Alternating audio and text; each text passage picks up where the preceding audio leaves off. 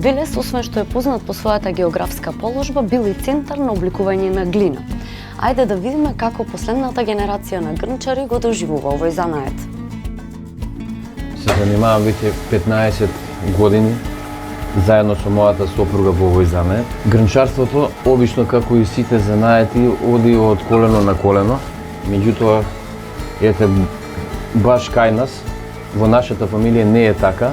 Се вроди некоја голема љубов и желба кон овој занает и така го научивме. Станува збор за многу тежок занает, специфичен занает, многу тежок и да го научите да го работите. Споменеме грнчарството е еден од најстарите занаети во светот. Поминал многу векови на предизвици, обстоју, еви ден денеска некако обстојува. За жал во овој момент ние сме можеби последните најмлади грнчари во Македонија. Во Велес сме уште тројца-четворица, во цела Македонија сме околу 10 грнчари.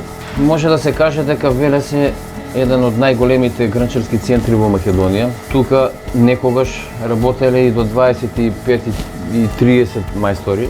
Големи виновници за развивање на ова, да кажем, на овој занает и фамилијата Левкови од Велес. И нивните производи биле пласирани ширум цела Европа. Во Велес, грнчарството е речиси на рап на избледување. Сепак, новите работилници даваат шанса на следната генерација да го открие забавниот карактер на грнчарството во креативна средина.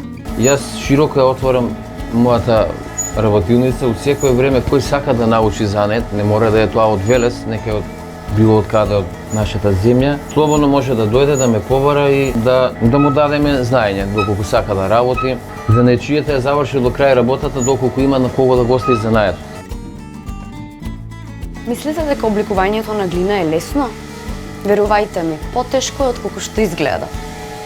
Грнчарството не е само занет и уметност. Оти почнувате од една грудка земја и доаѓате до еден производ.